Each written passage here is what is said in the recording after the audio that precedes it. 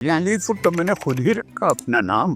करण जौहर ने अपने बुक में मेरा जिक्र किया है, वो उसमें थोड़ा सा फेमिनिन जेस्चर बच्चे में था, तो मुझे लगा कि बच्चा है, इसको अभी से बता देंगे तो सुधर जाएगा।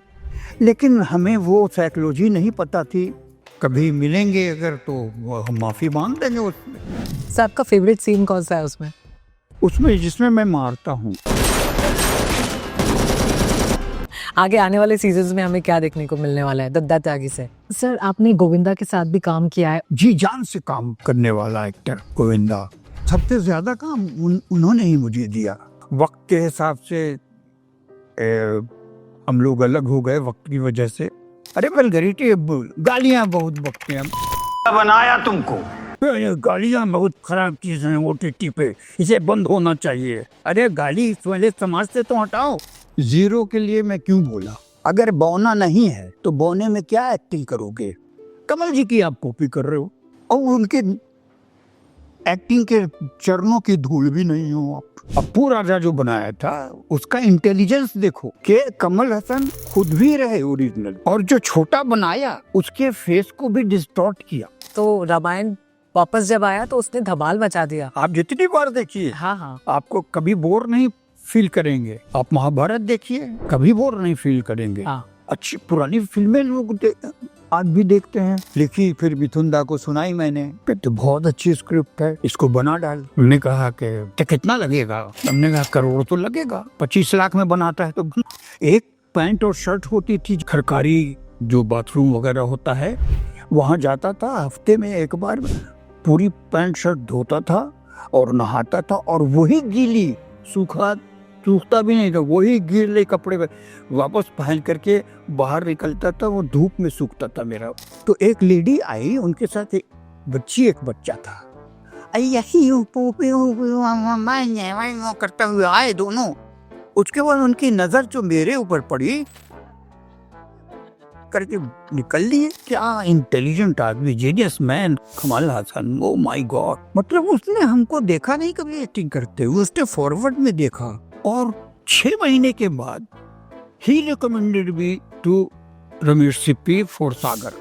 नटराज में मैं रहता था तो राजेश खन्ना वहाँ शूटिंग के लिए आते थे, तो एक बार कार पे टीका लगा के खड़े थे, तो मैंने उनको नमस्ते किया, जवाब ही नहीं दिया। मतलब भाई हम बड़े आदमी हो, ठीक है। एक बार फिर मुलाकात हो गई, फिर मैंने नमस्ते किया, फिर जवाब नहीं दिया। यही राजकुमार के साथ, राजकुमार में कभी सलाम का जवाब ही न दे। मैं यही सोचता था कि अच्छा बेटा मैं छोटा हूँ इसीलिए तुम मुझे लिफ्ट दे रहे हो। देख भाई देख, तू तो लिखता है ना। मैं उस वक्त शरारत लेकर आता, तू तो लिखता है ना, लिख रहा है।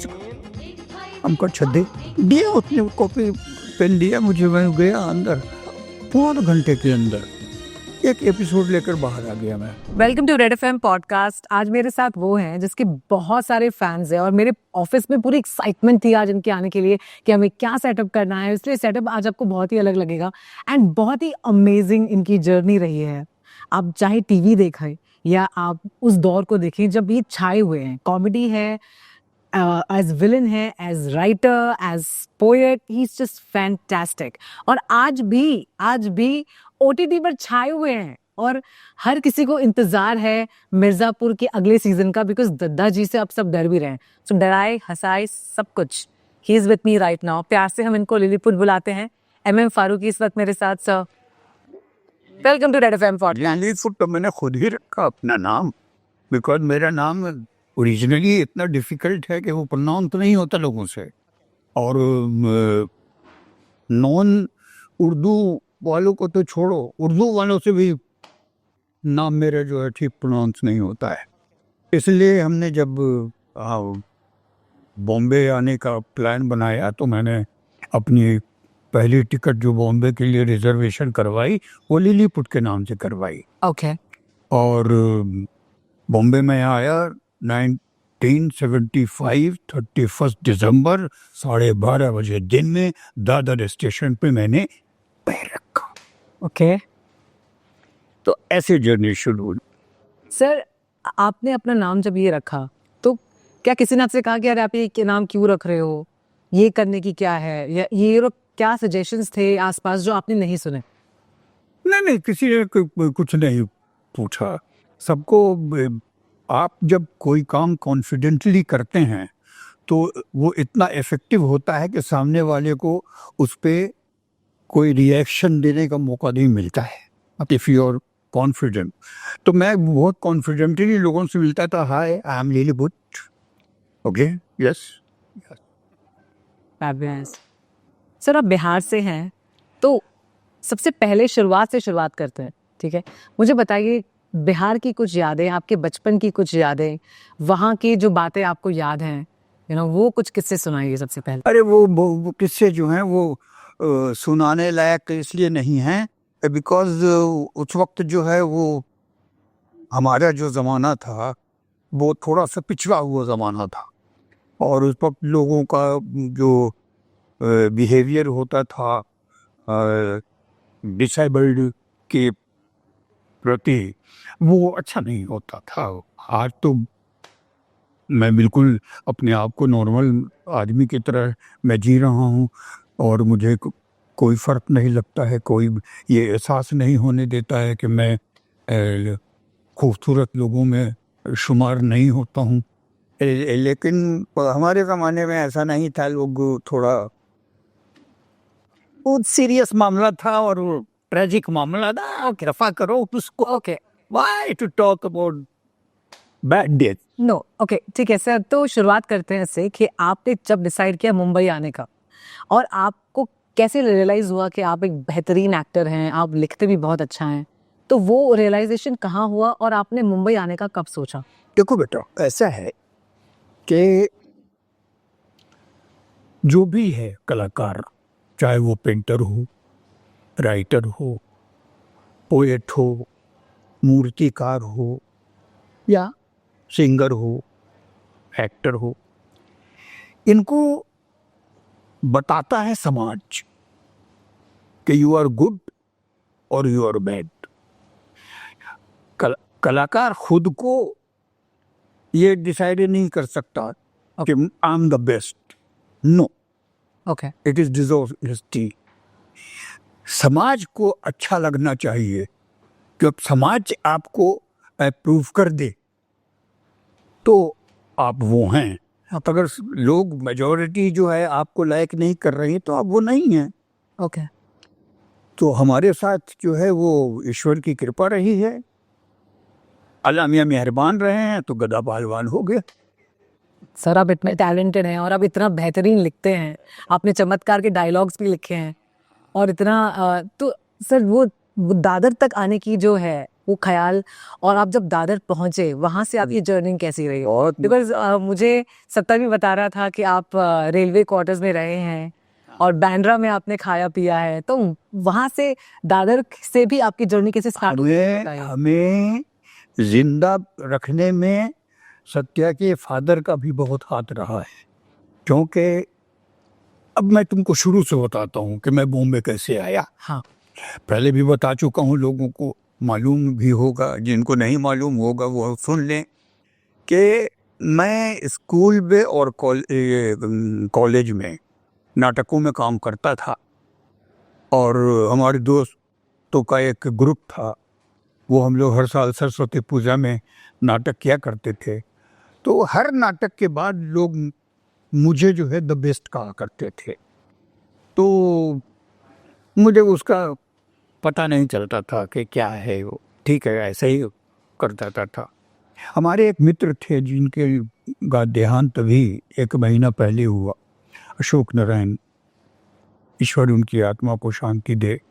हमें वो भी गया के ही थे, मैं भी गया का था। एक दिन हमारी मुलाकात हो गई, बॉम्बे से आए हुए थे गया, तो उन्होंने मुझे कहा कि आप इतने अच्छे कलाकार हैं, आप यहाँ क्यों पड़े हुए हैं, आप बॉम्बे आइए, आप बॉम्बे आइएगा तो छा जाइएगा।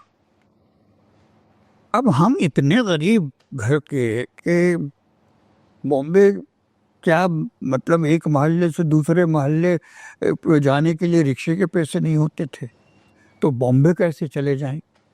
लेकिन ऊपर वाले की जो स्क्रीन प्ले होता है ना बेटा, वो हम लोग लिख ही नहीं सकते। कैसे दिमाग में समाया, वो बोले कि मैं अर्जुन हिंगोरानी के यहाँ काम कर रहा हूँ, उनकी फिल्में बन रही हैं, तो आप आ जाएंगे तो आपको एक सीन भी मिल जाएगा दोनों फिल्म में, तो आप छा जाएंगे। अब इतना बड़ा प्रोत्साहन। हमारे एक और दोस्त थे, अब थे कह रहा हूँ उनको क्योंकि उनसे बहुत दिनों से मुलाकात नहीं हुई, सुबोध। तो वो मुझे बहुत प्यार करता था और उसका ये सपना था कि मेरा मिस्सू महमूद से टक्कर ले। मेरा सपना नहीं था, ये उसका सपना था। तो उसको जैसे ही मैंने बताया कि ऐसा ऐसा है, तो उसने तुरंत जेब से 150 रुपया निकाला और मुझे दिया कि जा टिकट कटा।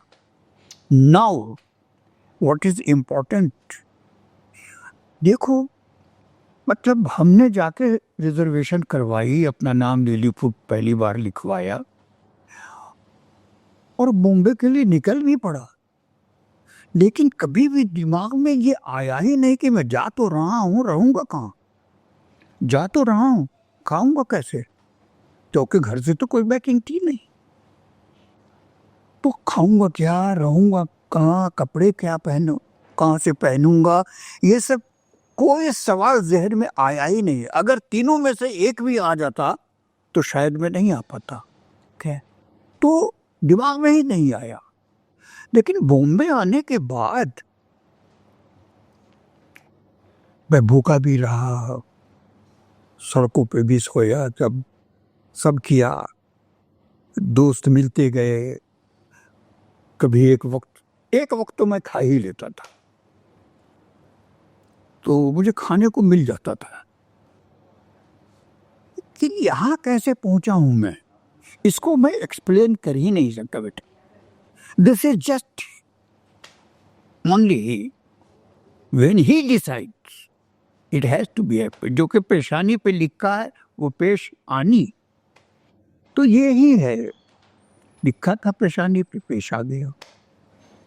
तो सर आपने ऑडिशंस देना स्टार्ट किया होगा? ना ना ना ना ना, हमारे जमाने में तो कुछ नहीं था ये सब। हमारे जमाने में तो कॉरपोरेट ही नहीं था, हमारे जमाने में कास्टिंग एजेंसी नहीं थी। हमारे जमाने में तो हम लोग को डायरेक्ट जाते थे ऑफिस में, प्रोड्यूसर मिल गए तो उनसे बात कर ली, या प्रोडक्शन मैनेजर मिल गए तो उनसे बात कर ली, डायरेक्टर मिल गए तो उनसे बात कर ली। तो हमको मांगने से कभी काम नहीं मिला। हमें जो भी काम मिला वो थिएटर से मिला। हमने जब पृथ्वी थिएटर पे हमारा जब प्ले शुरू हुआ, पहला प्ले हमने एक था गधा किया था, तो उसने हमको रातों रात स्टार बना दिया था। वो उसके बाद हमारा जो भी प्ले होता था भीड़ दौड़ के आती थी। और उससे पहले भी हमने कई नाटक किए थे, जो छोटे छोटे नाटक थे। सबसे पहला प्ले था जिस्म और दिल, उसको देख करके सत्या के फादर और उनके एक दोस्त सुरेंद्र, वो दोनों मेरे पास आए। उन्होंने कहा कि लीले भाई हम लोगों को प्ले करना है। हमने कहा भाई बोल रहा है, बड़ा प्यारा इंसान है भाई, तो प्ले करना है। हमने ठीक है करेंगे। तो संजोग प्ले हम लोगों ने किया और वो काफ़ी सराहा गया। तो वैसे ही किसी ने संजोग देखा, तो किसी ने दूसरा प्ले हमारे लिए कैरेक्टर लिखा गया, दावत नाम का प्ले था, उसमें हमको देखा लोगों ने। उसके बाद फिर जो है हमारी एक दोस्त थी, उसने एक प्ले शुरू किया, उसमें हमने काम किया, लेकिन वो शो हुआ नहीं। तो वहाँ हमारी मुलाकात ओम कटारे से हुई। तो ओम कटारे ने एकता गदा बोला कि हम शुरू कर रहे हैं, तो उसमें हम लोग करेंगे। तो वहाँ से अब पृथ्वी थिएटर से ही हमें जो है सारा सक्सेस का जो रास्ता है उस पर चलना शुरू हुआ मेरा। तो वहाँ प्रोड्यूसर डायरेक्टर्स आते थे। तो रामानंद सागर साहब ने पहला ब्रेक दिया था रोमांस में, कि अनिल शर्मा हमारा बहुत प्यारा दोस्त है, बहुत प्यार करता है, बहुत मीठा इंसान है। उसने हमें मेरी बड़ी कदर की, कहता यार ये लड़का तो बहुत कमाल का एक्टर है। तो उसने मुझे अपनी फिल्म हुकूमत में काम दिया, फिर ऐलान जंग में काम दिया, अभी भी काम देने वाला है मुझे। बहुत प्यार करता है बहुत हमें अनिल।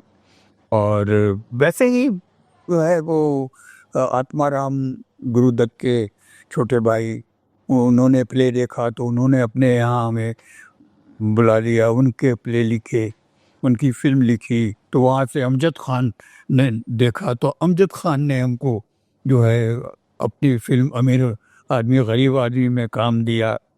फिर हमारा एक प्ले था हाई पड़ोसन, उसको हमने फिल्म में कन्वर्ट किया था, तो स्क्रिप्ट मैंने ही लिखी थी। तो उसमें एक सीन लिखा था मैंने कि वो स्वीपर जो होती है ना, काम वाली, जो बिल्डिंग की, सोसाइटी की, उसका और लिफ्ट मैन का चक्कर दिखाया था उसमें। ओके तो वो उसको लिफ्ट में लेके ऊपर जाता है, बीच में रोक देता है, कहता है कि तू रहती अग्निहोत्री, मैं कमला हसन। तो वो एक दूजे का वो सीन था जो उसने किया था। तो वो देखने के लिए हम फिल्म सिटी में डबिंग कर रहे थे और वहीं कमल हसन साहब जो हैं वो शूट कर रहे थे। तो हमारे एक मित्र हैं केवल शर्मा, उन्होंने, उनकी दोस्ती बड़ी थी कमल हसन से, तो वो लेके आ गए कि देखो तुम्हारा एक सीन इसमें है।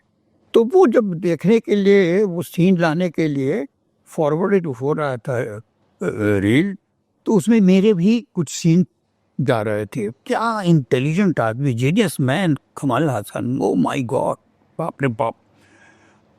मतलब उसने हमको देखा नहीं कभी एक्टिंग करते हुए, उसने फॉरवर्ड में देखा, उन्होंने, सॉरी उसने मुंह से निकल गया, और 6 महीने के बाद ही recommended me to Ramesh Sippy for Sagar. Okay अब वो पृथ्वी थिएटर पे हमारा ज़्यादा रहना होता था, तो शाम को पहुंचा तो सब कह रहे तुम कहाँ हो यार, तुम कहाँ हो, कमल हसन तुम्हें ढूंढ रहे हैं। हमने कमल हसन, मुझे क्यों ढूंढेगा भाई, मैं कौन, तू कौन? तो बोला कि नहीं नहीं, कमल हसन का मैसेज आया है, तुम जाके मिलो। तो मैंने समझा कि लोग हमारी खिल्ली ले रहे हैं। कहा चलो ठीक है, दोस्त हैं, चलो। दूसरे दिन फिर पहुंच गए हम, तो मालूम हुआ कि कोई खड़ा है, बेटा आपने लिपुटो? कहा जी हाँ। तो कमल जी आपसे मिलना चाह रहे हैं। हमने कहा अरे वाह, ये तो सच्ची बात नहीं कर रही। तो दूसरे दिन हम होटल सी, होटल का नाम भूल गया मैं, सन सैंड में थे या वो उसके बगल में एक और होटल था, एनीवे। तो वहाँ गया मैं मिलने, तो उन्होंने मुझे बोला कि आप जाइए रमेश सिप्पी से जाके मिलिए और उनसे कहिए कि मैंने भेजा है, मेरे आपके लिए एक बहुत अच्छा रोल है, वो मैं समझता हूँ कि आप बहुत अच्छा करेंगे। हमको ठीक है सर। रमेश सिप्पी के यहाँ चले गए। मैंने कहा जब किसने भेजा आपको? हमने कहा कमल है। अच्छा कमल जी ने भेजा हमको, आपने पहले कुछ किया है? हमने कहा जी कुछ किया है। तो वो शरारत के रशेस वगैरह उनको दिखाए गए, ओके कर दिया उन्होंने। फिर गेटअप हुआ, तो वो जो उसमें जो चीना का रोल था वो मुझे दिया गया और हम लोगों ने, फिल्मों में वहीं से शुरुआत हुई आपकी, सागर से। तो कमल जी हमारे साथ बहुत रहा करते थे, बहुत बातें हमसे करते थे। वो हमारी साइकोलॉजी पढ़ना चाहते थे, वो हमारे नेचर को पढ़ना चाहते थे। क्या सवाल होते थे उनके, क्या सवाल होते थे उनके, कैसे आपको वो जानना चाहते थे? और उनके सवाल यही होते थे कि ये जो सीन था वो, उसमें क्या आपको कुछ कमी लगी या मैंने कैसा किया, ऐसी कुछ बातें करते थे। घर के बारे में पूछते थे, घर में आपके जैसा जैसे कितने लोग हैं? तो हमने कहा तुम्हारे घर में सिर्फ मैं हूँ यूनिक, और कोई यूनिक है, तो नॉर्मल है। और हमने उनको अपने पहले इश्क का किस्सा सुना दिया था। ओके हाँ, जिसमें हम नाकाम हो गए थे। तो वो उन्होंने याद रखा, अच्छा और जब उन्होंने वो फिल्म बनाई अप्पू राजा, ओके तो उसमें उन्होंने वो सीन रखा, मेरा सीन जो इश्क में फ्लॉप होता है, वो सीन उसमें उन्होंने रखा। क्या तो दिमाग उस आदमी का, कमाल आदमी, कमाल इंसान, कोई बराबरी नहीं कर सकता।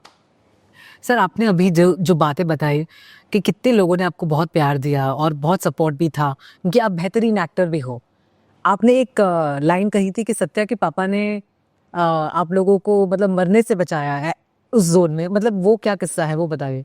वो जब हम उनके साथ प्ले कर रहे थे ना, बागी के साथ, तो सत्या की मम्मी मुझे बहुत प्यार कर, और वो बागी से बोलती थी कि लिली को लाओ खाना खिलाओ, लिली को बुलाओ खाना खिलाओ, खाया नहीं होगा भूखा होगा, उसको बुलाओ लेके आओ।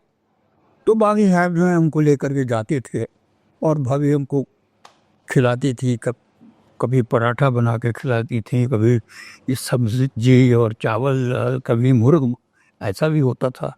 तो वो मुझे बुला के खिलाती थी, उनको मालूम था कि इसको पास कुछ नहीं है, तो वो था, एक प्यार था उनका अपना। मुंबई में आपको मतलब बहुत ओपन आर्म से एक्सेप्ट किया और बहुत प्यार मिला, आपकी जो टैलेंट है उसे बिल्कुल पहचाना गया। आपने बताया कि कमल हसन सर को आपने अपना पहला इश्क जो नहीं चल पाया उसके बारे में बताया, हमें भी वो किस्सा बताइए। वो किस्सा शर्माऊंगा मैं थोड़ा बहुत, पहले शर्मा लेता हूँ, क्योंकि मुझे भी इश्क करने में शर्म नहीं आती, इंसान बताने में शर्म थी।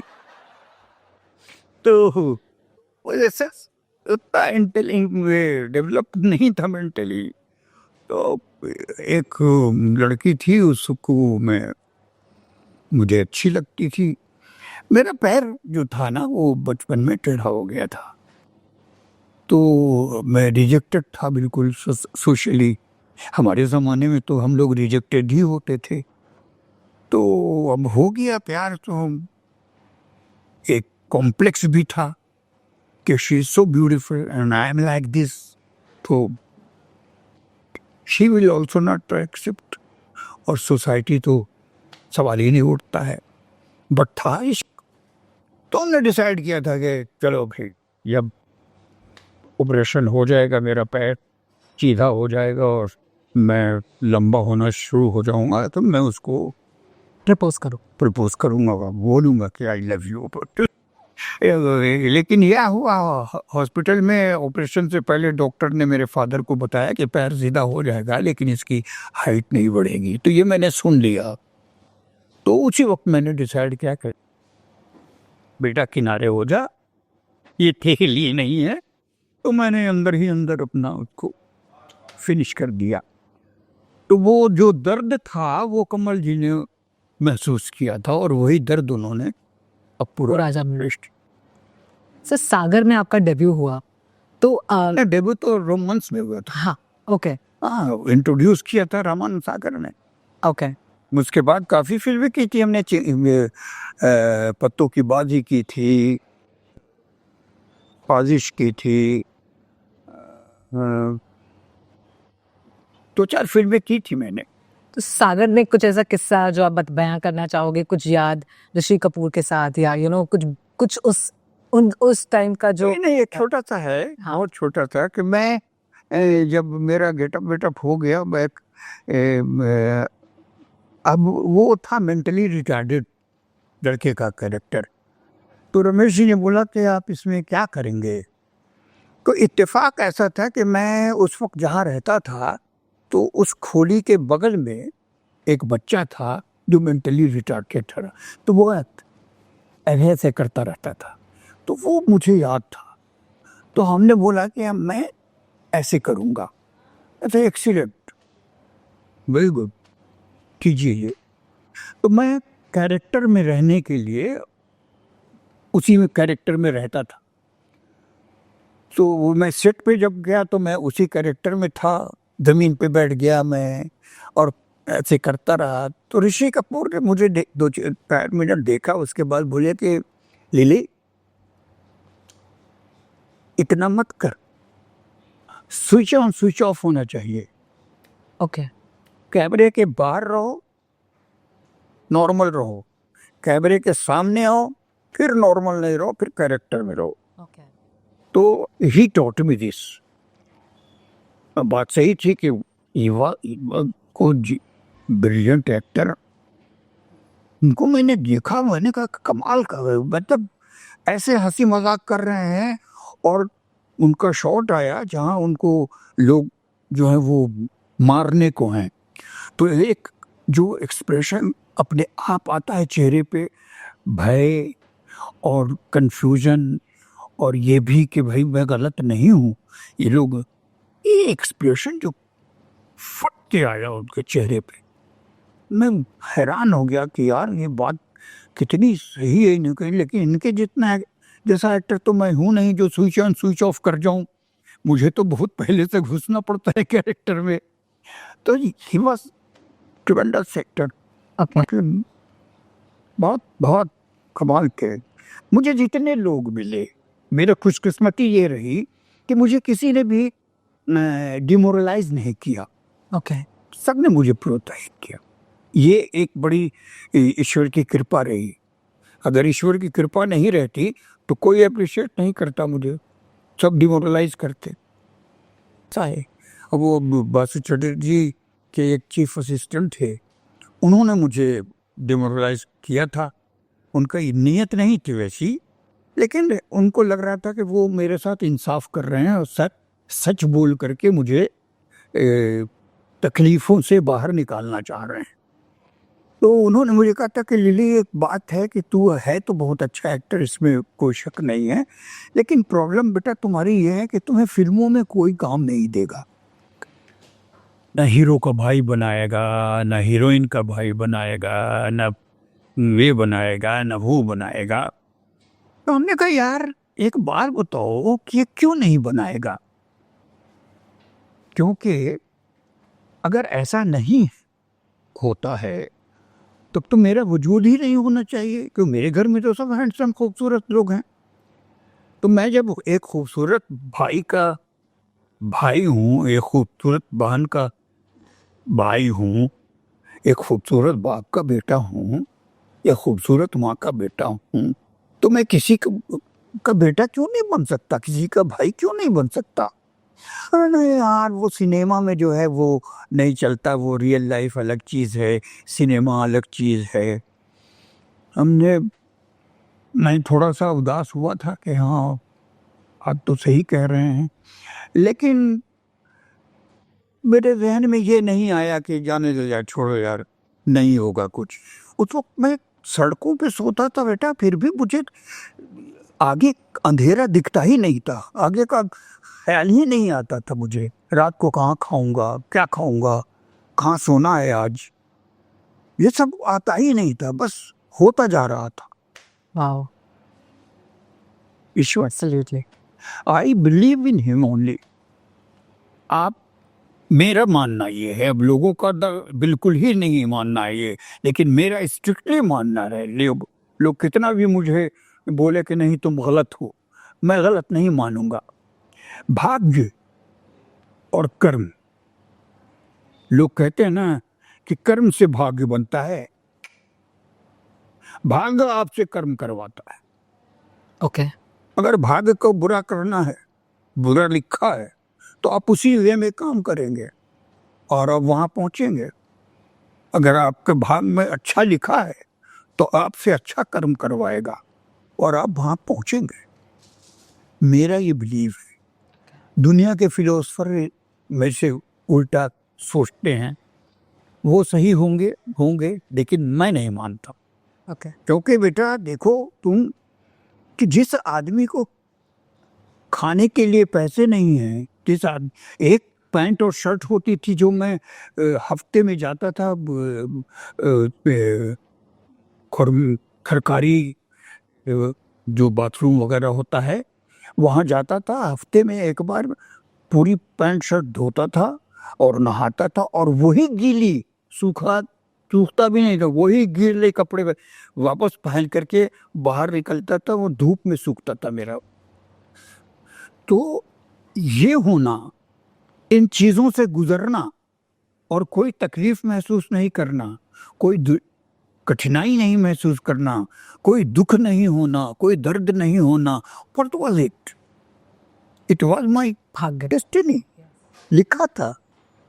तो हम अपना चल रहे थे जहाँ तक पहुँचाया है।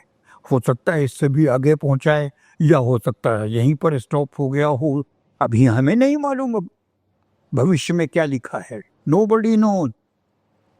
मैं तो वही कहता हूँ कि इंडिया गवर्नमेंट को तो वो मौसम विभाग को बंद कर देना चाहिए। ज्योतिषी बता देंगे कि अभी तूफान आने वाला है कि नहीं आने, या इसका मकान गिरने वाला है कि नहीं गिरने वाला है। तो क्या जरूरत है मौसम विभाग की, बता देना चाहिए। है? हमारे ज्योतिषाचार्य ऐसे भी जो प्रेडिक्ट करते हैं वैसा होता भी नहीं है, उसका उल्टा ही होता है। नहीं, थोड़ा बहुत ऐसा नहीं है कि ज्योतिष जो है वो बिल्कुल ही गलत है, ऐसा भी नहीं है, लेकिन उसका ज्ञान होना बहुत ज़्यादा ज़रूरी है। और हमारे यहाँ ऐसा है कि जो ज्ञानी हैं वो खामोश रहते हैं और जो अज्ञानी हैं वो लाउड स्पीकर रहते हैं। समस्या ये है। और एक समस्या जो सबसे बड़ी है, जो मैं महसूस करता हूँ कि हमारे देश में 140 करोड़ में 100 करोड़ नेता हैं और 40 करोड़ नॉर्मल लोग हैं। इधर देखो पोस्टर पे फोटो ही फोटो दिखती है, टीवी में देखो, न्यूज में तो देखो तो बाप रे वो मारा पीटी हो रही है। ये अरे यार, आने के सारे नेता बने हुए हैं। मतलब इसका मतलब ये है कि 100 करोड़ जो है नेता है। हमने मान लिया, हम कहें यस बिल्कुल सही है लिलीपुट। सर 90s का दौर था जो, उसमें आपने इतने अमेजिंग काम किए हैं। लाइक देख भाई देख में जो आपका प्रेजेंस था, आपकी जो एक्टिंग का तरीका था वो बहुत ही अलग था। वो जो आप जिस तरह से बात करते हैं उसमें वो अंदाज ही अलग था। और जो शेखर सुमन और वो सब वहाँ पर हैं, और वो एपिसोड में जिस तरह से आप आते हो, एक डायलॉग एक तो बोल के दिखाइए, और वो लहजा आप पकड़ते कैसे हैं, वो एक्टिंग पे आप कैसे काम करते हैं, और उस टाइम उस दौर के बारे में बताइए। बेटा ये बड़ा मुश्किल सवाल है, बिकॉज बहुत से एक्टर जो हैं वो जो बहुत बड़े बड़े एक्टर हैं, वो लोग वर्क करते हैं, हफ्तों सोचते हैं, हफ्तों बैठ के प्लान करते हैं कि यहाँ पे पॉज लूँगा और यहाँ पे मैं मूव करूँगा और यहाँ पे मैं सर उठाऊँगा और यहाँ पे मैं हाथ ऐसे करूँगा। बहुत से एक्टर ऐसा प्लान करते हैं, लेकिन ऐसे भी एक्टर हैं जो इंट्यूटिवली करते हैं, जो बस होता जाता है उनसे। वो बस एक बार कैरेक्टर में घुस गए कि मैं नहीं हूँ, मैं ये हूँ, तो वो उसी तरह से अपना करना शुरू कर देते। तो मैं भी वैसे ही करता था, कैरेक्टर लिखता था। इसमें सारा क्रेडिट मैं दूंगा आनंद को, क्योंकि मैं अपने लिए नहीं लिखता था, मैं कैरेक्टर लिखता था। आनंद बोलता था कि तू करेगा, ओके। हाँ, तो मैं कर देता था। हमारे और आनंद की मुलाकात जो है वो हुई थी 1981 में। 1981 में वो एक कॉरपोरेट फिल्म बना रहे थे GIC की, तो जनरल इंश्योरेंस हो इंडिया की। तो मुझे भी उन्होंने देखा था एकता गधा में जुग्गन का रोल करते हुए, तो उनको गुलजार भाई ने कहा था कि यार तुम जाओ देखो एकता गधा और उसमें लिली को देखना। अब वो आए लिली को देखने, अब लिली उनको दिख नहीं रही है पूरे प्ले में, तो वापस गए। जब गुलजार भाई को जाके बोले कि कहाँ की लिली, तो वो लिली थी नहीं। कहते रहे वो जुग्गन जो है वो लिली है। अच्छा अच्छा वो है लिली, कहता लिली नहीं है वो लिलीपुट है। तो वो मुझे मिलने आए, बोले कि मैं वो फिल्म कर रहा हूँ, आपके लिए एक रोल है वो आप करें। का ज़रूर करेंगे। तो उसमें हमने उनके साथ काम शुरू किया, तो दोस्ती हो गई। तो फिर उनके यहाँ उधार रह गया मेरा, तो मैं उनको मांगने जब ज़रूरत पड़ती थी मैं चला जाता था। तो एक बार मैं पहुंचा तो वो बैठे थे मायूस से। हमने कहा क्या हुआ? बोले यार एक आइडिया है, वो दूरदर्शन में पास हो गया है लेकिन राइटर नहीं मिल रहा है। अब मैंने उनके साथ शरद जोशी, स्वर्गीय शरद जोशी को देखा था, कमलेश्वर को देखा था। तो मैंने कहा यार तुम्हारे साथ तो इतने बड़े बड़े राइटर हैं और तुमको राइटर नहीं मिल रहे, क्या बात कर रहे हो? कहते नहीं उन लोगों को मिजाज अलग है, मैं जो बनाना चाह रहा हूँ वो अलग है। हम कहा अच्छा बताओ क्या है? तो उन्होंने आइडिया सुनाया मुझे। कहते तू तो लिखता है ना? मैं उस वक्त शरारत लिख रहा था। तू तो लिखता है ना, लिखना इसको। हमको अच्छा दे। तो कॉपी पेन लिया, बेडरूम में गए, अब पता नहीं दिमाग, देखो इसको कहते हैं हम क्यों बिलीव करते हैं उसमें। हमने कभी सोचा था कि हम राइटर बनेंगे? नहीं। दिया उसने, कॉपी पेन दिया मुझे, मैं गया अंदर, पौन घंटे के अंदर एक एपिसोड लेकर बाहर आ गया मैं, पौन घंटे के अंदर। पौने घंटे के अंदर। ओके। आज मैं नहीं लिख पाता हूँ। आज मुझसे आप कुछ लिखवाइए, मैं नहीं लिख पाऊंगा। उस वक्त लिखता था। क्यों लिखता था मैं? बिकॉज इट वॉज डिसाइडेड कि ये इतना इतना लिखेगा, और उतना ही लिखा मैंने। मालूम हुआ कि मैं इतना ही डिसाइड किया गया था कि इतना ही लिखेगा। ओके। तो सबसे पहले वो इधर उधर लिखा मैंने, और सीन पढ़ा, पहला सीन पढ़ा, वो पागल हो गया बोलो कि बस। उसके बाद वो कहता है तेरे सिवा मेरे कुछ भी कोई लिखेगा ही नहीं। फिर उसके साथ मैंने इसी बहाने लिखा, फिर इसी बहाने के बाद इंद्रधनुष लिखा। इंद्रधनुष के बाद फिर इसी बहाने के टाइम में ही से अपना मजहर खान से दोस्ती हुई। तो मजहर खान की फिल्म बन रही थी, वो प्लान कर रहा था बनाने को, वो गैंग। इंद्रधनुष भी बहुत अपने टाइम से आगे की।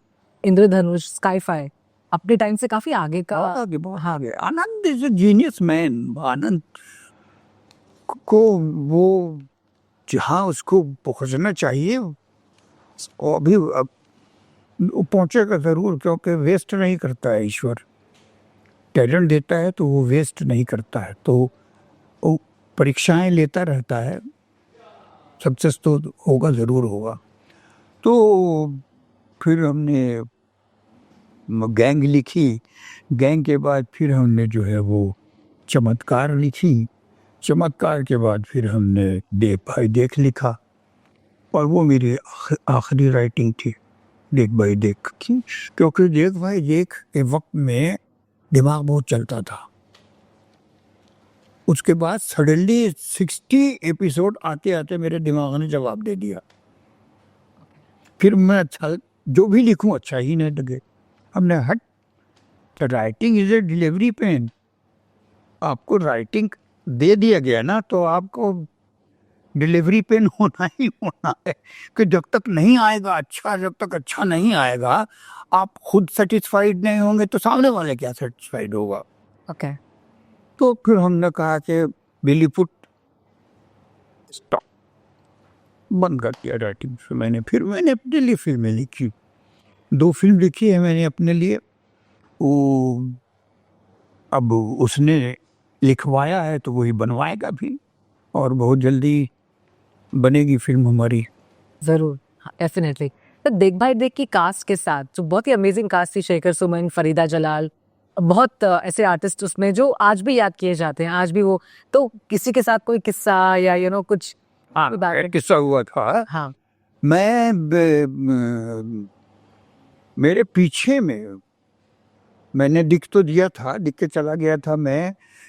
दिलीप कुमार की फिल्म बन रही थी कालिंगा। तो कालिंगा में मुझे एक मेन विलेन का रोल मिला था, तो मैं उसकी शूटिंग के लिए बेंगलोर गया हुआ था। पीछे में इन्होंने शूटिंग शुरू की, तो मुझे फ़ोन आया बार बार कि तू कब आ रहा है, तू कब आ रहा है। क्या हुआ भाई, आ रहा हूँ। कहता नहीं तो जल्दी आ, मैंने आज शूटिंग की थी फरीदा के साथ, फरीदा जलाल जी के साथ, तो बात नहीं बनी है, तो तू आ जा जल्दी। तो फिर मैं पहुंचा, तो मुझे रशेस दिखाया, तो मैंने देखा रे ये तो बिल्कुल, और फरीदा जी बाप रे बाप, कमाल की आर्टिस्ट, और वो ऐसा कर रही हैं, तो मुझे समझ में नहीं आया। तो मैंने फिर सेट पे मुलाकात हुई हमारी, तो सबने पूछा राइटर हैं, तो थोड़ा सा सारे एक्टर जो हैं राइटर की तरफ ज़्यादा ये झुकते हैं कि ये अच्छा लिखेगा। मैं तो ये सब एक्टर का होता है, लायकी होते हैं सारे एक्टर कि उनके लिए अच्छा लिखा जाए। तो बोले कि लिली कैसा लगा। हमने कहा बहुत ख़राब लगा। फरीदा जी को बोला आपने ऐसा? पापा क्या हो गया? तो मैंने उनको बताया कि ये है, इसकी स्पीड ये है। वो अपना फिल्म में जैसा करती थी वैसा कर रही थी, और ये कैरेक्टर फिल्म से डिफरेंट था। Okay. बिलीव मी, मतलब उनको का पैर छू लो, उनका हाथ चूम लो, उनकी पेशानी चूम लो, तुम सेटिस्फाइड नहीं होगे। सिर्फ एक बार उनको मेकअप रूम में बैठ के मैंने उनको बताया था, उसके बाद जो उन्होंने किया कैरेक्टर, जान डाल दी। हर शॉट के बाद पूछती थी, लिली जी ठीक है, कहाँ आपा, ठीक है। तो हमारे आपा का खूब चला था। हम लोग जब एक मूड बनाया था हमने कि जिस दिन मेरा मूड अच्छा रहेगा उस दिन मैं बोलूँगा आपा, और जिस दिन मूड खराब रहेगा आपा, और जिस दिन मैं गुस्से में रहूंगा तो आपा, पा। ये है हमारा, तो ये रिलेशनशिप था हम लोगों का। तो हम लोग मजे करते थे बहुत। और आपने बोला जितने भी एक्टर, नवीन निश्चल, शेखर, दिव्या, सुषमा जी, बच्चे सारे बहुत बहुत प्यार करते। सो आपने बोला कि एज आप राइटर हैं तो हर कोई ऐसे एक लालच से आता था कि ये हमारे लिए ज्यादा लिखेंगे, तो एक एक किस्सा जो एक एक्टर आपके पास आकर ज्यादा पटाने की कोशिश कर रहा था। ना, नहीं, हम एक्टर पे कभी लिखते ही नहीं है, हम हमेशा कैरेक्टर लिखते हैं। अब उस कैरेक्टर में कौन सूट करता है ये डायरेक्टर से बेहतर दूसरा कोई नहीं जानता। ये आनंद का ब्रिलियंस था जो उसने ऐसी कास्टिंग की, जो मैंने सोचा था बलराज को ऐसा होना चाहिए, वो मुझे नवीन निश्चल में मिल गया। क्या? जो मुझे चाहिए था कि समीर ऐसा होना चाहिए, वो मुझे शेखर सुमन में मिल गया। भावना, मैं तो बिल्कुल अगेंस्ट था भावना को लेने के, ओके, मगर भावना ने हमको सरप्राइज कर दिया आपको। मैं तो जाके भावना से मैंने माफी मांगी थी, भावना माफ कर दे, मैं तेरे लिए आनंद को कह रहा था कि मत लो, लेकिन तुमने तो कमाल कर दिया मेरा बच्चा, और ये इतना अच्छा किया, उसने इतना अच्छा किया। बहुत सबने बहुत मजे में काम किया था। वो एटमॉस्फेयर जो था उस वक्त, देखो वक्त जिस वक्त अच्छा चलता है ना, उस वक्त सब अच्छा होता है, और जिस वक्त वक्त खराब होगा मैं तुम्हें लाख बेटा बेटा कहूंगा। क्या चाहता है ये आदमी यार, क्या मैं उससे बेटा हूँ क्या, वो मुझसे बेटा कह रहे। लेकिन वही में जब मेरा वक्त अच्छा होगा कहता और कैसी है जेठी, वो तो कितना मीठा बोलते ना, और अच्छा बोलते, ये होता, क्या करोगे। तो ऐसा है, यही है जिंदगी। सर उस दौर में देख भाई देख, जबान संभाल के, इंद्रधनुष, बहुत इंद्रधनुष में आशुतोष गोवारिकर के साथ आपने काम किया है काफी सारा। उसमें वो जो काफी आगे की राइटिंग थी, वो उस टाइम से बहुत आगे की। नहीं, आज उसमें मेरा हाथ नहीं था। उसमें मेरे एक मित्र थे राजीव अग्रवाल, ओके, वो भी गुजर गए, कुछ साल हुआ है। ये उनका कॉन्सेप्ट था और उनका स्क्रीन प्ले था, डायलॉग मेरे थे। ओके, और वो भी बहुत अच्छा सोचते थे, बहुत आगे का सोचते थे। तो आनंद और राजीव की जो जोड़ी थी ना, वो दोनों पढ़ी लिखी जोड़ी, और उन दो जोड़ियों में मैं एक जाहिल। तो आप जैसे जिंदगी में देखिएगा समाज में कि खूबसूरत हस्बैंड और नॉट खूबसूरत बीवी, उन दोनों की जोड़ी बहुत अच्छी चलती है, उनकी जिंदगी बहुत अच्छी चलती है। और खूबसूरत बीवी, अब तेरा मेरा हस्बैंड, उनकी जोड़ी बहुत चलती है। ये कुदरत का है, और जो बराबर हैं उनमें जल्दी जल्दी डिवोर्स होता है ना। तो मेरा और आनंद का और राजीव का जो पेयर था वो कुछ ऐसा ही था, दोनों पढ़े लिखे, मैं जाहिल, और मैं जाहिल होने के बावजूद लिख देता था। आनंद मुझसे कई बार यही कहता है, तू लिखता कैसे है साले, एक नंबर का अनपढ़ आदमी है, तो हम लोगों से अच्छा कैसे लिख लेता है। उनको तब लिखवाता है, और क्या, तो ऐसा है। सर आशुतोष गोवारिकर के साथ या किसी उसमें किसी के साथ किससे कुछ कहानियां जो आप बताना चाहेंगे? आशुतोष के साथ हमने हमारा एक सीरियल था वो, हाँ, काफी डेंजरस। और वो में भी बहुत मजेदार है वो का किस्सा कि अंकुश और ग्लेन उसके डायरेक्टर थे। तो उस समय देख भाई देख लिख रहा था तो वो ऑफिस आए, ये भाई ये है आपको करना है। तो जब उसने रोल सुनाया तो मैंने डर गया। हमने कहा यार तो ये तो बड़ा परफॉर्मेंस वाला रोल है, अब इतना इसको बहुत अच्छा एक्टर चाहिए। तो मैंने उनको कहना दिया मुझसे ना होगा, तुम किसी और को लो, किसी अच्छे एक्टर को लो। अरे क्या बात कर रहे हैं लिली भाई, हमको मैं तुमको सच्चाई बता रहा हूँ, मैं नहीं कर पाऊंगा, तुम किसी और को लो, क्यों अपनी ये खराब कर रहे हो। चले गए। 3 दिन के बाद फिर आए, लिली भाई आप ही करोगे। उनको पागल हो गए हो क्या तुम लोग, फ्लॉप होना चाहते हो कि चैनल से उतरवाना चाहते हो। तो कहता है नहीं नहीं आप ही करोगे। कहा बात यहाँ से, मैं तेरे लिए अच्छा सोच रहा हूँ, तू अपने लिए खराब सोच रहा है, भागो। चले गए। फिर 3 दिन बाद ये भाई आप ही करोगे। हम कहा अरे यार, हम पर ठीक है रुक जा 1 मिनट, 1 हफ्ता दे मुझे टाइम, मैं सोचूं क्या करना है, कैसे करना है कि नहीं करना है। फिर आया दिमाग में कि इतना इन लोगों को कॉन्फिडेंस है तो क्यों नाटक कर रहा हूँ मैं। हालांकि मैं नाटक नहीं कर रहा था तो मैंने कहा ठीक है अच्छा चलो करते हैं।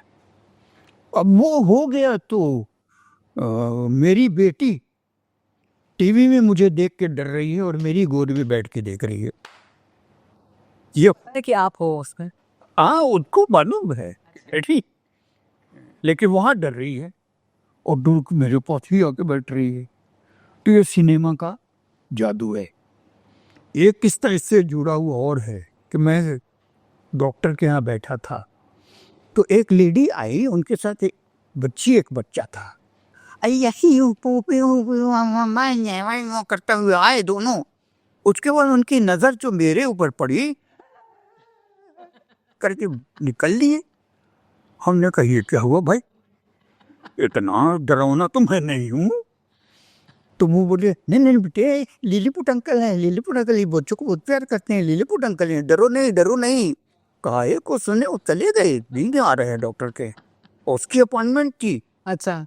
तो वो आई, कहती ली सर बच्चे नहीं मान रहे हैं, आप थोड़ी देर के लिए चले जाओगे कहीं पे। तो जरूर जरूर जरूर। फिर मैं वैसे निकला, वो दोनों ऐसे आए हो। तो जोकर को देख करके, जोकर से इतना भय, हाँ, ये अंकुश ग्लेन का क्रेडिट है। उन्होंने जिस तरह से बनाया और उसका ये इम्पैक्ट हुआ, तो डायरेक्टर का ही काम है। हम तो अपना भाई भाई जाए चिल्लाना फिल्लाना करता रहा और वो गया। बहुत अमेजिंग किरदार था वो। हाँ बहुत बढ़िया बहुत बढ़िया। सर आपने राजेश खन्ना सर के साथ भी काम किया है। नहीं, राजेश खन्ना को ये हम नटराज स्टूडियो में रहते थे। जय शिव शंकर टीवी सीरीज है जिसमें आप राइटर और ऑथर हैं एंड आप दोनों ने साथ में काम किया है। नहीं मैं सब नहीं। सो बेसिकली मैं बताता हूँ तुमको, नटराज में मैं रहता था तो राजेश खन्ना वहाँ शूटिंग के लिए आते थे। तो एक बार कार पे टीका लगा के खड़े थे तो मैंने उनको नमस्ते किया, जवाब ही नहीं दिया। मतलब भाई हम बड़े आदमी हो, ठीक है, मेरा सीनियर है, मेरा फर्ज है, मैं जूनियर हूँ, मुझे इज्जत देनी चाहिए। एक बार फिर मुलाकात हो गई, फिर मैंने नमस्ते किया, फिर जवाब नहीं दिया। ये राजकुमार के साथ, राजकुमार में कभी सलाम का जवाब ही न दें। अब मैं यही सोचता था कि अच्छा बेटा मैं छोटा हूँ इसीलिए तुम मुझे लिफ्ट दे रहे हो, बट था उनका था ऐसा, कभी जवाब सलाम का जवाब नहीं दिया हम दोनों ने।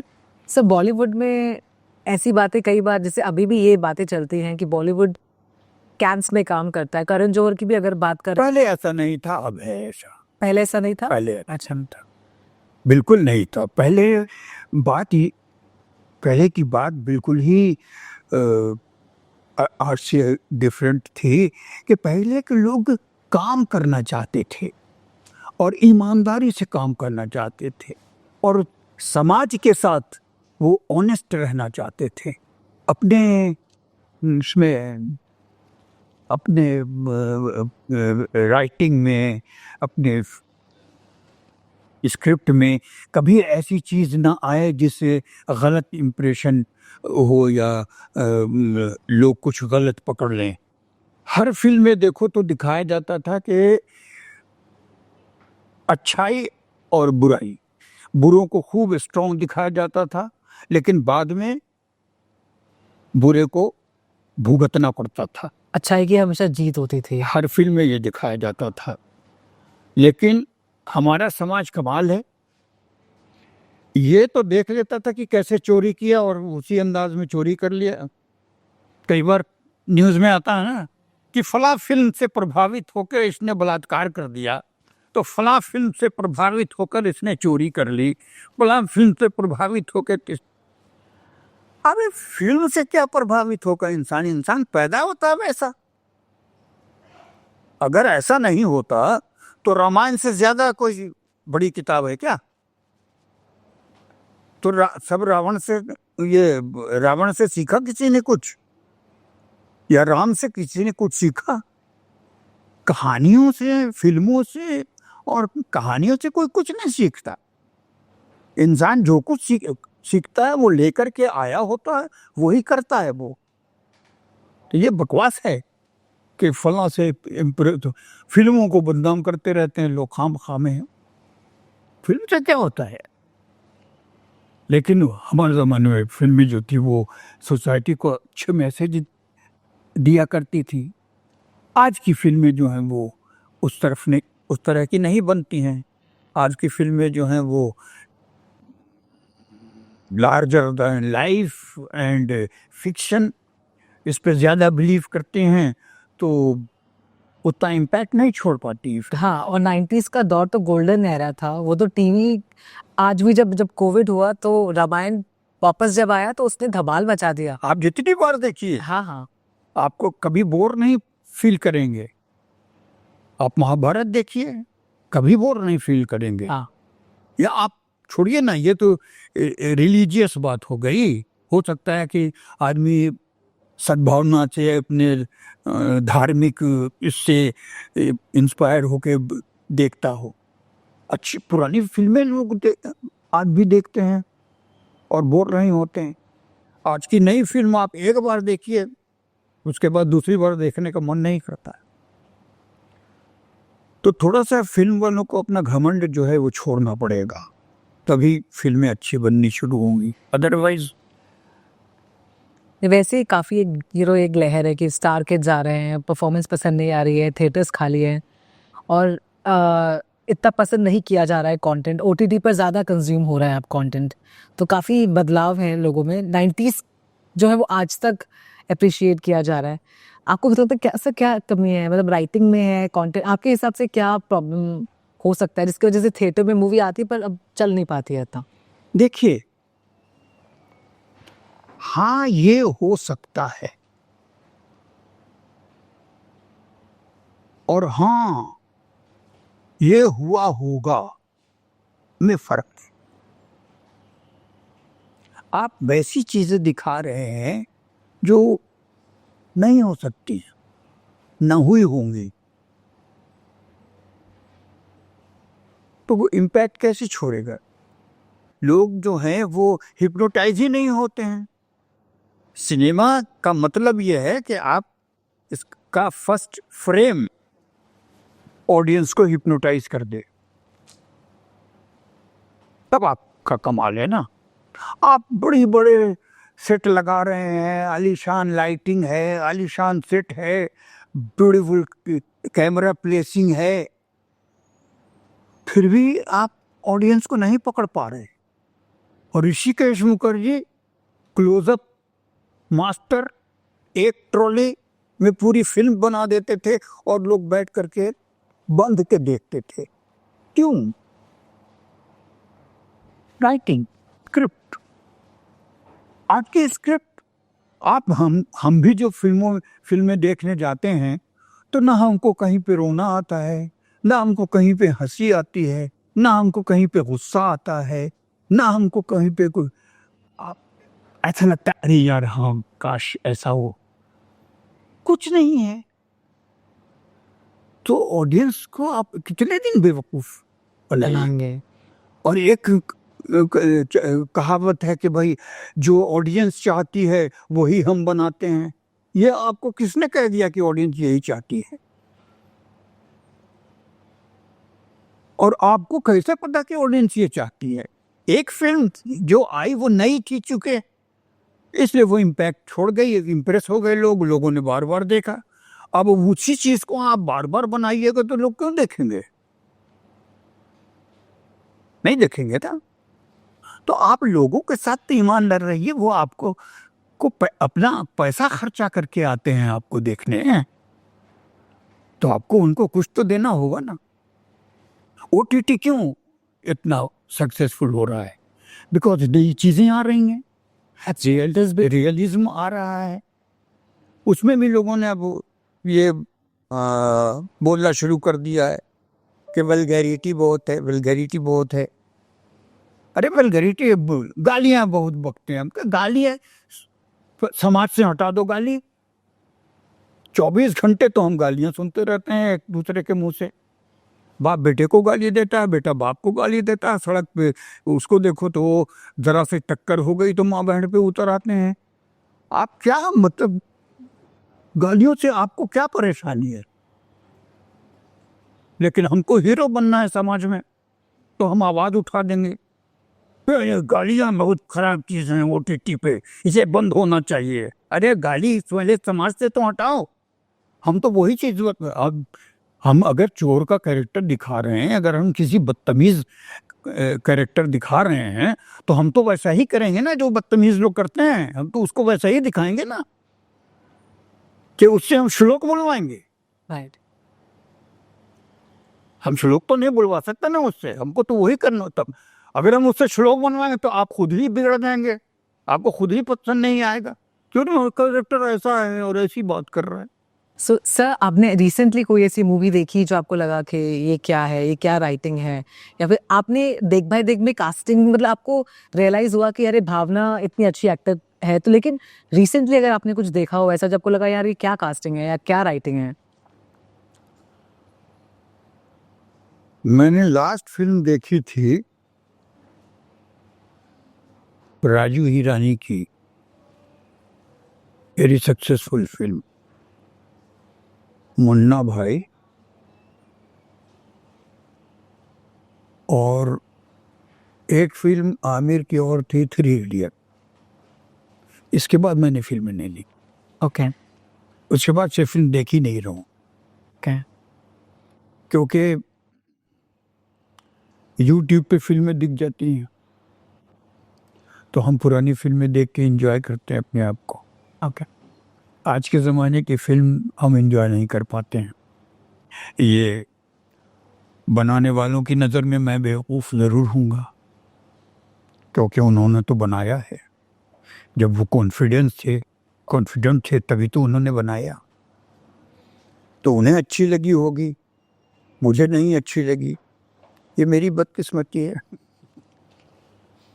सर, आपको जीरो फिल्म पसंद नहीं आई थी, आपने ये बताया कि उसे ठीक से नहीं दिखाया गया है आपके हिसाब से। लेकिन सर, अगर आप जीरो मूवी बनाते तो आप उसमें क्या चीज़ों को डेफिनेटली दिखाते, या किस तरह बनाते, या क्या कास्टिंग होती आपकी? देखिए, जीरो के लिए मैं क्यों बोला, इंसान अगर लंगड़ा नहीं है तो वो लंगड़े की एक्टिंग करेगा। अगर अंधा नहीं है तो वो अंधे की एक्टिंग करेगा। अगर बौना नहीं है तो बौने में क्या एक्टिंग करोगे? क्योंकि बौना तो वैसे ही नॉर्मल बात नॉर्मल करता है, हाथ की मूवमेंट भी उसकी नॉर्मल होती है, हंसता भी आप ही की तरह है, सोचता भी आप ही की तरह है, खाली दिखता छोटा है। ओके तो अब क्या करोगे उसमें एक्टिंग? अब आप टेक्निकली उसको छोटा बनाओगे। तो आप तो जानते हैं हम कि आप इतने खूबसूरत हैं, आप इतने क्यूट हैं, आप वो हैं नहीं। तो हमको तो पहले ही इंप्रेशन खत्म हो गया। हम ड्वार्फ को तो देख ही नहीं रहे हैं, हम तो हीरो को देख रहे हैं जो वो छोटा हुआ है, वो भी टेक्निकली। और स्क्रिप्ट क्या कहना चाह रही है? अप्पू राजा जो बनाया था उसका इंटेलिजेंस देखो कि कमल हसन खुद भी रहे ओरिजिनल, और जो छोटा बनाया उसके फेस को भी डिस्टॉर्ट किया, क्योंकि ड्वार्फ जो होते हैं वो थोड़ा डिस्टॉर्टेड होते हैं, उंगलियां उनकी छोटी होती हैं, मोटी होती हैं, हाथ भी थोड़ा टेढ़ा होता है, फेस थोड़ा सा उनका डिस्टॉर्टेड होता है, पैर छोटा होता है। तो आप जब इम्पैक्ट ही नहीं छोड़ पा रहे हैं तो आप बना क्यों रहे हैं? और आपने ये कैसे सोच लिया कि आप इम्पैक्ट छोड़ जाएंगे? अंधे की एक्टिंग हो चुकी है ना, आप कन्विंस कर सकते हैं कि हाँ, मान लो जो नसीर भाई ने किया था स्पर्श में, क्या कमाल की एक्टिंग थी, उसको कहते हैं ना। तो जिसको देखो, अब ये भी मैं क्रेडिट लूंगा कि जब मैं आया हूं तो लिलीपुट बनने की कोशिश शुरू हुई। हर आदमी मेरे वजह से नहीं कर रहे हैं, कर रहे हैं कमल हसन की वजह से, लेकिन मैं क्रेडिट ले लूंगा जबरदस्ती। ये शुरू तो किया कमल जी ने ना, कमल जी की आप कॉपी कर रहे हो, और उनके एक्टिंग के चरणों की धूल भी नहीं हो आप वो काम क्यों कर रहे हो? अब मैं अमिताभ बच्चन बन जाऊं और मैं जहां खड़ा होता हूं वहां से लाइन शुरू होती है, मैं बोलूं तो जरा भी सूट करेगा? उस आदमी पे सूट करता है, उस आदमी का ऑरा है, वो आदमी मतलब कमाल है, गजब। हमने अभी एक फिल्म देखी है, हमारे एक दोस्त के नाम नहीं लेना चाहूंगा मैं, और उसमें एक बड़े अच्छे एक्टर हैं। वो फिल्म देख करके मुझे, थिएटर में नहीं गया था, मुझे शो पे बुलाया था, उसमें देखा मैंने, कहा अरे यार अमित जी की कमी महसूस हो रही है, वो होते तो डिफरेंट हो जाता मामला। तो आप पहले समझो तो कि हम पे कितना क्या सूट करता है। हर कोई सलमान नहीं बन सकता ना, और सलमान भी हर कोई नहीं बन सकता। जीरो में एक्चुअल जो है उनको ही लेना चाहिए था आपके हिसाब से। हीरो क्या होता है? पुराने जमाने में हीरो हुआ करता था, आज के जमाने में हीरो नहीं है। हाँ आज के जमाने में स्टार है, फिल्म में भी हीरो नहीं है, स्टार है। लेकिन पुरानी फिल्मों में हीरो हुआ करते थे, 30 बरस 40 बरस के एक्टर 18 बरस के लड़के का रोल करते थे और कन्विंस करते थे। आप पुरानी फिल्में उठा के देखिए, लोगों की मासूमियत, लोगों का इनोसेंस, लोगों की ईमानदारी दिखती है जो आप पे इम्पैक्ट छोड़ती है। आज की फिल्मों में कोई ईमानदारी दिखती है? अगर ईमानदारी होती तो जनता थिएटर जाना बंद नहीं करती। आपको ईमानदार होना पड़ेगा, आपको घमंड कि मैं इंडस्ट्री हूं और मैं हूं वो छोड़ना पड़ेगा। आपको बहुत लीनियंट होकर के और बहुत झुक करके और अपने आप को, दिमाग को ठंडा करके आपको कहानियां सोचनी चाहिए, आपको स्क्रीन प्ले सोचना चाहिए, आपको डायलॉग सोचना चाहिए कि हम क्या दें कि जनता एक्सेप्ट कर। एमबीबी मुन्ना भाई एमबीबीएस भी तो फिल्म ही थी, क्यों चली? थ्री इडियट्स वो भी तो फिल्म ही थी, क्यों चली? क्योंकि उसमें मुद्दे थे। आप बगैर मुद्दे के बस एक ही मुद्दा है कि हीरो ढिशुम ढिशुम विलेन को मारता है, उड़ा के ऊपर फेंक देता है तो वो धम से नीचे गिरता है, फिर भी जिंदा रहता है। कब वक्त कौवा खा के आया हुआ है, मरता ही नहीं है। तो अच्छा मतलब ईमानदार हो जाओ यार, सिंसियर हो जाओ, समझदार हो जाओ। सर आपने भी अभी फिल्म लिखी है, तो क्या आपने डायरेक्टर्स को अप्रोच किया, करण जौहर को अप्रोच किया, बिकॉज उन्होंने आपका जिक्र किया है अपनी बुक में। एक नहीं वो कभी आपने क्या कभी आपने, बिकॉज आप इतना बेहतरीन राइटिंग करते हैं, 90s के टाइम को भी हम मिस करते हैं, तो क्या कभी आपने उनको अप्रोच किया अपने स्क्रिप्ट्स के साथ? ना मैं कभी हाथ फैलाता ही नहीं हूँ, क्योंकि मुझे हाथ फैलाने से मिलता नहीं है। ये मेरे भाग्य में लिखा हुआ है कि अपने आप मिलेगा, ये मेरा भाग्य है। तो मैंने जितना हाथ फैलाया कभी काम नहीं मिला। करण जौहर ने अपने बुक में जो मेरा जिक्र किया है, वो बच्चा था उस वक्त, और हम लोग थिएटर वाले जो लोग हैं उनकी आदत होती है कि सामने वाले एक्टर को के लिए अगर कुछ अच्छा पंच आ गया हो तो हम उसको बता देंगे, हम अपने लिए नहीं पंच सोचेंगे। थिएटर में हम लोग इतना ईमानदार होते हैं कि जहाँ कोई गलत कर रहा है तो उसको बता, अरे तेरा यहाँ पे गलत हो गया था, और वो भी बुरा नहीं मानता है। तो उसमें थोड़ा सा फेमिनिन जेस्चर बच्चे में था, तो मुझे लगा कि बच्चा है, इसको अभी से बता देंगे तो सुधर जाएगा। लेकिन हमें वो साइकोलॉजी नहीं पता थी, और मुझे नहीं, गुमान में मेरे नहीं था कि ये मैं कोई गलत काम कर रहा हूँ या उसको इंसल्ट कर रहा हूँ। मेरे जहन में ये नहीं था। मेरे जहन में तो ये था कि मेरा बच्चा है, अच्छा काम कर रहा है, ये अगर इस चीज़ पे कंट्रोल कर लेगा तो और भी आगे बढ़ेगा। मेरा इंटेंशन ये था। लेकिन उसको कुछ बुरा लग गया, काफ़ी तकलीफ उसको हर्ट हो गया। ये मुझे नहीं मालूम था कि ये हर्ट हो गया है। अगर मुझे उसी वक्त पता चल जाता कि ये हर्ट हो गया है तो मैं उसी वक्त उससे माफ़ी मांग लेता। ओके। मेरा इंटेंशन उसको इंसल्ट करने का बिल्कुल नहीं था। मेरा तो अपना साफ दिल था, मेरा साफ दिल के से मैंने उसको जो है वो कहा था। अब उसने बुरा मान लिया, वो उसकी अपनी साइकोलॉजी है, उससे कभी मिलेंगे अगर तो हम माफ़ी मांग देंगे, उसमें इसमें क्या है। सर आपने गोविंदा के साथ भी काम किया है, आपने बताया था कि उनके भाई ने आपके साथ आप लोगों ने बहुत साथ में काम किया है, तो कुछ किस्से कहानियां उनके बारे में भी? किस्से कहानियां तो ऐसा नहीं है कुछ। गोविंदा जब स्ट्रगल कर रहे थे तो गोविंदा ने ही मुझे बताया था कि हम आपको देखते थे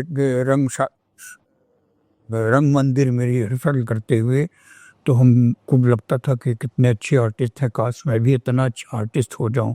तो बड़ा अच्छा लगा था सुन के। He was a successful actor, और बहुत मतलब जी जान से काम करने वाला एक्टर गोविंदा।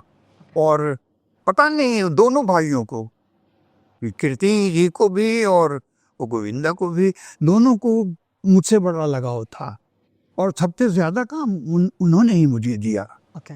गोविंदा और कीर्ति कुमार ने, इन दोनों का प्यार जो है वो वक्त के हिसाब से हम लोग अलग हो गए वक्त की वजह से, लेकिन मेरे दिल में दोनों के लिए बहुत प्यार है, बहुत इज्जत है। और मेरी मेरी मैं हमेशा यही दुआ करता रहता हूँ को गोविंदा अच्छा रहे, खूब छाया रहे, कीर्ति जी वापस आए, डायरेक्ट करें।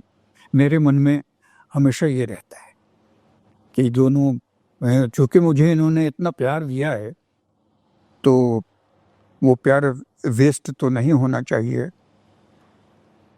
मेरी दुआ यही है उन दोनों के लिए। सर, आपकी एक्टिंग हमेशा एक हाईलाइट रही है, आपका राइटिंग अमेजिंग रहा है, लेकिन क्या कभी उस दौर में किसी ने आपको कुछ ऐसी फिल्म ऑफर की या कुछ जो आपने रिजेक्ट कर दिया, आपको लगा इस रोल को सही तरीके से नहीं लिखा गया है? हमारे साथ ऐसा होता नहीं था बेटा। हमारे साथ तो ऐसा होता था कि हम तो इस मानसिकता में जी रहे थे कि आनंदी सब तो उस मानसिकता में हम थे।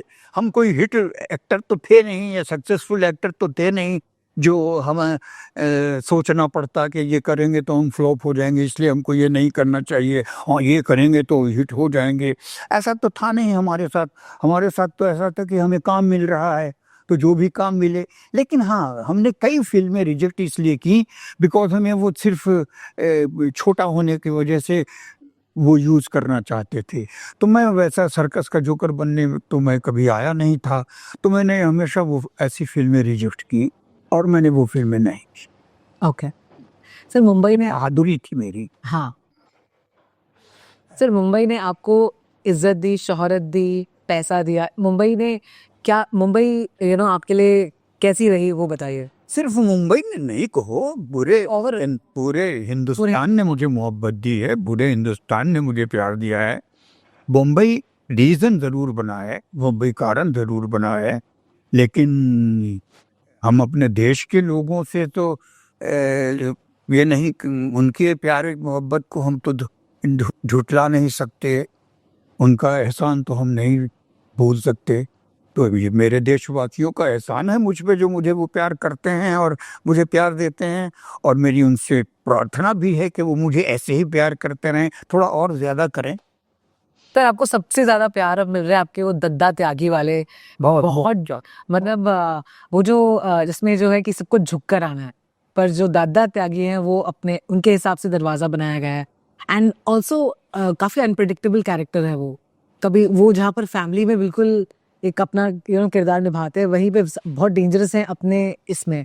तो इस कैरेक्टर के बारे में बताइए, आगे आने वाले सीजन्स के बारे में बताइए। दद्दा त्यागी का जो इम्पैक्ट है उसमें तो मैं राइटर और डायरेक्टर को क्रेडिट दूंगा कि उन्होंने ऐसा सोचा और डायरेक्टर ने ऐसा एग्जीक्यूट किया। मैं एक्टर हूं तो मुझे जो आता है वो मैंने कर दिया, लोगों को पसंद आ गया।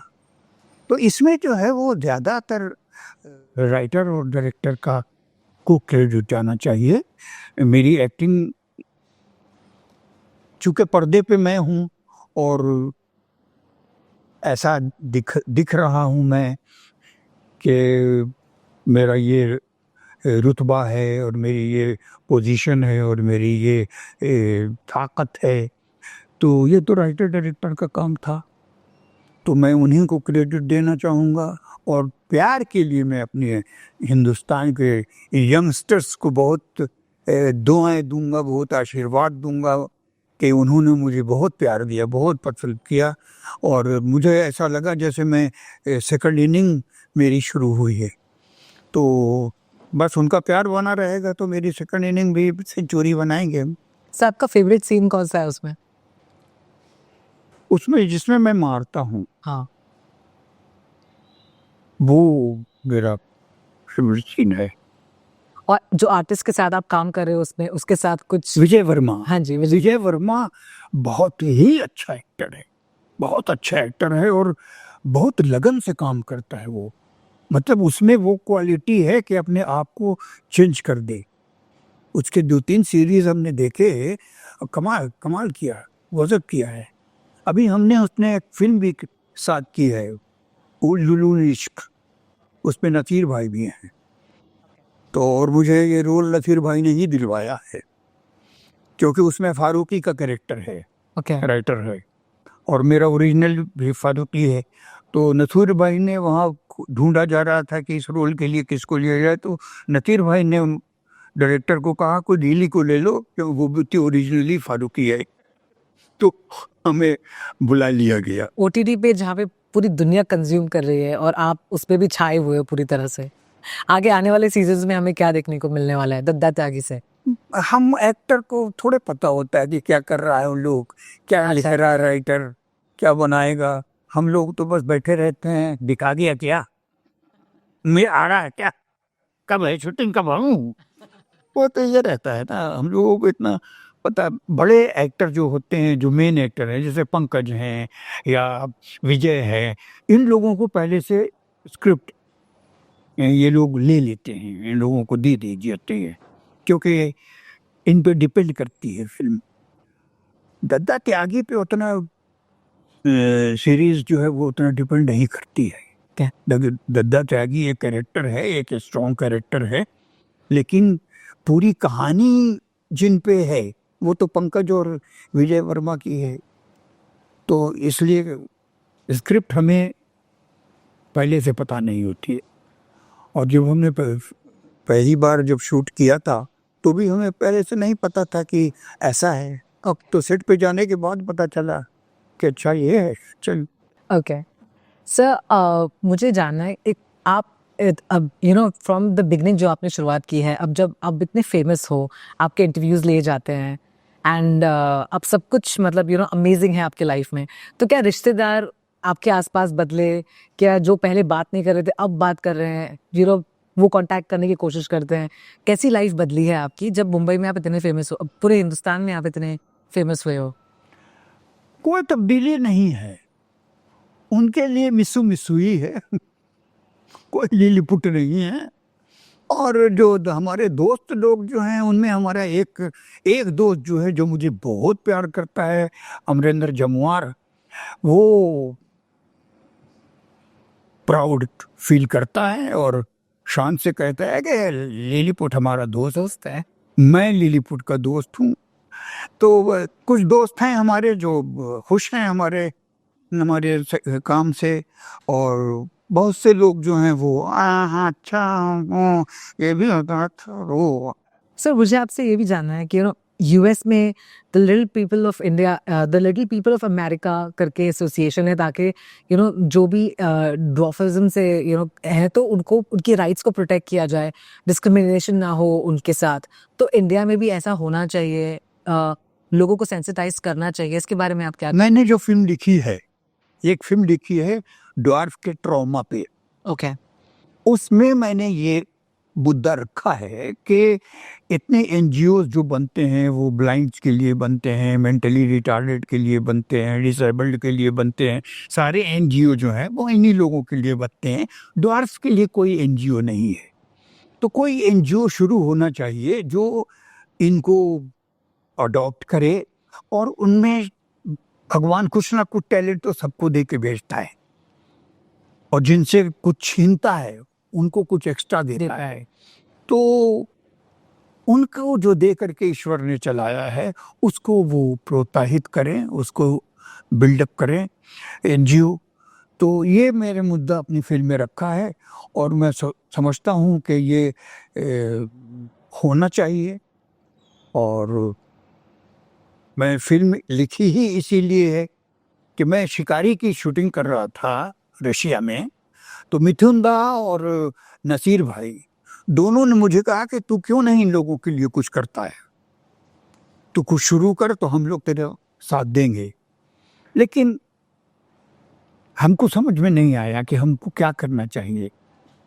बहुत दिनों के बाद एक लाइन आई दिमाग में, तो हमने लिख डाला, लिखी, फिर मिथुन दा को सुनाई मैंने। मिथुन दा बहुत खुश हुए, तो बहुत अच्छी स्क्रिप्ट है, इसको बना डाल। उन्होंने कहा कि कितना लगेगा? हमने कहा करोड़ तो लगेगा, 25 लाख में बनाता है तो बना। तो हमने 25 लाख में फिल्म नहीं बन पाती, और आज तो बिल्कुल ही नहीं बन पाएगी, क्योंकि अभी तक मुझे जो है ना, जो रोल है वो परफॉर्म करने के लिए मुझे अभी तक कोई दिखा नहीं है। तो देख रहा हूँ, ढूंढ रहा हूँ, अगर जो लिखा है हमने उसको कोई पर्दे पे जिंदा कर दे। अच्छा होगा, बिकॉज एजुकेट किया जाएगा लोगों को कि कैसे सेंसिटाइज किया जाए। पर अपनी तरीके से आप जो पेरेंट्स हैं और जो लोग हैं उनको क्या बताना चाहेंगे कि क्या चीज़ें ना करें, या इवन व्हेन जब ऐसे कुछ वर्ड्स बुलाए जाते हैं, कुछ टिपिकल नाम बुलाए जाते हैं तो वो सही नहीं होता, तो उसके बारे में आप क्या कहेंगे? मेरे घर में तो लोगों को अफसोस था कि मैं ऐसा हूं, लेकिन उन लोगों ने कभी मुझे ये नहीं किया कि ऐसा क्यों पैदा हो गया, ये बच्चा हमारा नहीं है वाला। हमारे घर में नहीं था ऐसा, लेकिन कई फैमिली में मैंने देखा है था। कई बार शूटिंग पे डॉग आ जाते हैं, उनको लाया जाता है, तो उनके साथ मैंने लोगों को देखा है कैसे करते हैं बिहेव, तो वो मुझे अच्छा नहीं लगता।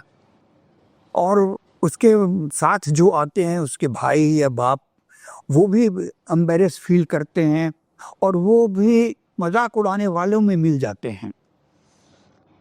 तो ये बड़े दुख की बात है कि अपना बच्चा है और आप जो है मजाक उड़ाने वालों में मिल गए हैं। वो शायद अपने आप को साइकोलॉजिकली ट्रीट करने के लिए ऐसा करते हों, तो नहीं पता, लेकिन ऐसा हमने देखा है होते हुए।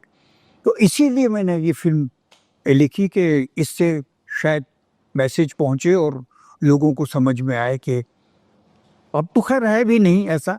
हाँ, अब लेकिन अभी भी छोटे शहरों में और गांव में अभी भी लोगों का व्यवहार जो है वो अवेयरनेस नहीं। वैसा ही है। ओके ओके सर, पूरे इंटरव्यू के दौरान आपकी जो जर्नी आपने बताई है, जो दिल खोलकर बातें की हैं आपने, जो मैसेजेस आपने दिए हैं, it's really amazing. Thank you very much. Sir, आपकी एक्टिंग के तो हम हमेशा से फैन हैं। हम जितना हमने आपको एज अ राइटिंग भी देखा, लेकिन आज एज ह्यूमन, जैसे एज पर्सन जो आपने बातें बताई हैं, हम आपके और ज़्यादा फ़ैन हो गए हैं। एंड आई एम श्योर कि ये जो इंटरव्यू आपके फैंस के लिए एक बहुत अच्छा ये होगा कि आपके बारे में और वो जान पाएंगे। सो आप थैंक यू सो मच, आपने टाइम निकाला और आप हमारे स्टूडियोज़ में हैं। आपका बहुत बहुत थैंक यू। रेड FM 93.5 का बहुत बहुत धन्यवाद, और मेरे दर्शकों का, मेरे फैंस का, मेरे देशवासियों का बहुत बहुत धन्यवाद। और मेरी विनती है, मेरी प्रार्थना है आप लोगों से कि आप लोग मुझे ऐसे ही प्यार करते रहिए, मेरी तरफ से कभी मुंह न मोड़ना। Thank you. Thank you so much sir, thank you. कितनी देर लगी?